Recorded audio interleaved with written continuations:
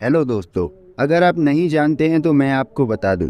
आपके मोबाइल में जो बैटरी है वो एक लिथियम आयन बैटरी है और आजकल जितने भी इलेक्ट्रिक व्हीकल आ रहे हैं उन सभी में लिथियम आयन बैटरी को ही यूज़ किया जाता है।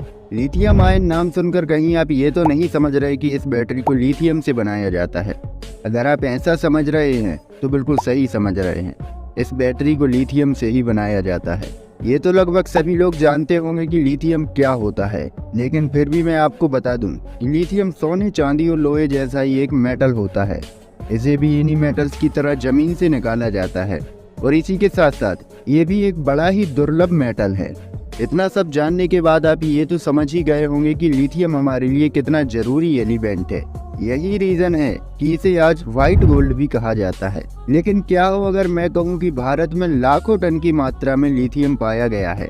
जी हाँ दोस्तों, 9 फरवरी को इंडिया के मिनिस्ट्री ऑफ माइंस ने एक ऐसी अनाउंसमेंट की जिसमें उन्होंने बताया कि जम्मू कश्मीर के रियासी डिस्ट्रिक्ट में उन्हें 60 लाख टन लिथियम मिला है। अब इतना लिथियम मिलने के बाद एक सवाल तो सभी के मन में आ रहा होगा कि जैसे अरब देश तेल मिलने के बाद अमीर हुए, क्या वैसे ही अब भारत भी अमीर होने वाला है? तो दोस्तों, इस वीडियो में हम इसी टॉपिक पर बात करने वाले हैं। भारत के हाथ एक बड़ा जैकपॉट लगा है। आज की डेट में ये कहावत भारत पर सटीक बैठती है क्योंकि भारत की 36 लाख करोड़ की लॉटरी लगी। Auction lithium reserves found in Jammu Kashmir in calendar year 2023. दोस्तों, किसी भी देश की इकोनॉमी उस देश में पाए जाने वाले नेचुरल रिसोर्सेज पर डिपेंड करती है। आप इसे सऊदी अरब से अच्छी तरह से समझ सकते हैं, क्योंकि ऑयल डिस्कवर करने से पहले यहाँ भी कुछ नहीं था, लेकिन ऑयल मिलने के बाद यहाँ की इकोनॉमी को बहुत तेजी से बूस्ट मिला। देखिए दोस्तों, ऑयल एक ऐसा एलिमेंट है जिसकी जरूरत आज के समय में सभी देशों को है, लेकिन सभी देशों में ऑयल नहीं पाया जाता है।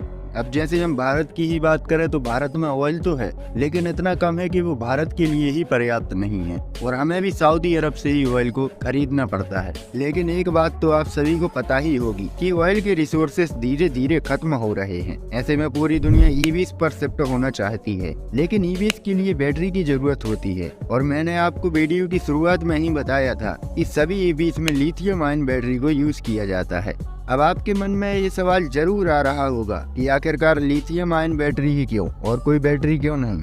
तो दोस्तों, इसका जवाब है लिथियम आयन बैटरी के अलावा और भी बैटरीज होती हैं, लेकिन वो सब साइज में बड़ी और कैपेसिटी में कम होती हैं और इन दो बातों का ध्यान रखकर ही लिथियम आयन बैटरी को ईवीज में यूज किया जाता है। लिथियम आयन बैटरी बनाने के लिए सबसे जरूरी एलिमेंट लिथियम होता है और अब पूरी दुनिया का फ्यूचर लिथियम पर ही डिपेंडेड है।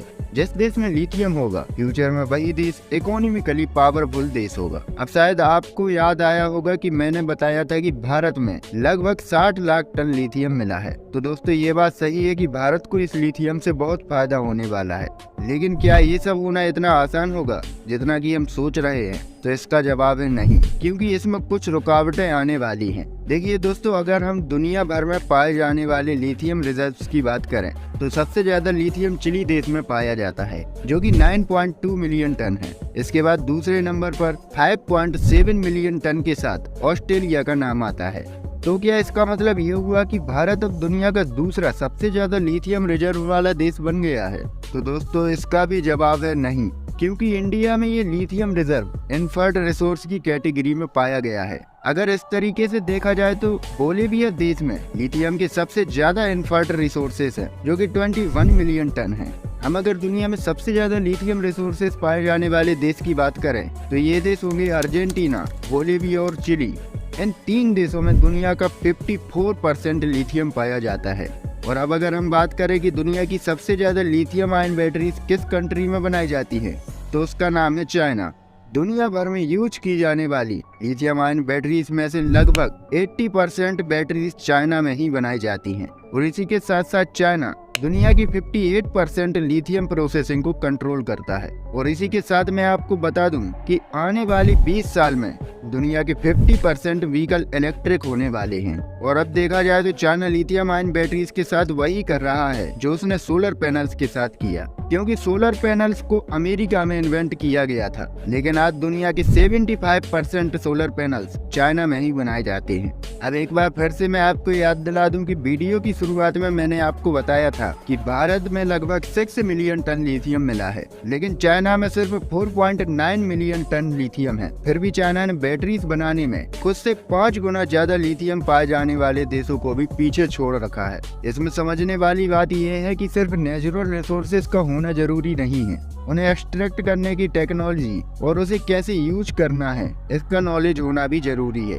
अब यहाँ पर सीधा फंडा यह है कि जब भारत को इतना लिथियम मिल चुका है तो अब भारत को बैटरीज के लिए किसी और देश पर डिपेंडेंट होने की जरूरत नहीं है, क्योंकि अब भारत में ही लिथियम आयन बैटरीज को बनाने की एक्सपर्टीज को डेवलप करके भारत में ही बैटरीज बनाई जा सकती हैं और इसी के साथ पूरी दुनिया में भी इसको एक्सपोर्ट करके बिग अमाउंट ऑफ प्रॉफिट कमाया जा सकता है। लेकिन बिल्कुल वैसे ही होना चाहिए जैसे सऊदी अरब में किया गया, क्योंकि ऐसे और भी देश हैं जहां पर नेचुरल रिसोर्सेज बहुत ज्यादा मात्रा में पाए गए, लेकिन उन रिसोर्सेज की वजह से उन देशों को फायदा मिलने की जगह नुकसान का सामना करना पड़ा। इसके एग्जाम्पल है कोंगो और जिम्बाब्वे जैसे देश।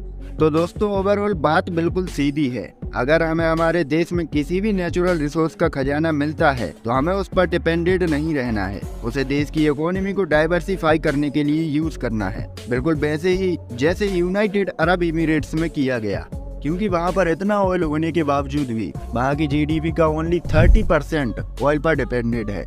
तो दोस्तों इस वीडियो में बस इतना ही। अगर आप कोंगो और जिम्बाब्वे देश की स्टोरी जानने में इंटरेस्टेड हैं तो आप इस वीडियो में यस कमेंट कर सकते हैं। दोस्तों अगर आपको ये वीडियो अच्छा लगा है तो आप इस वीडियो को लाइक और चैनल को सब्सक्राइब कर सकते हैं।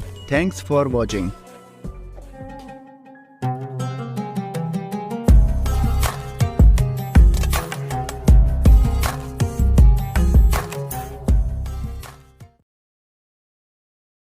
और मैं क्या सोच रहा था यार कि जब हम टर्की से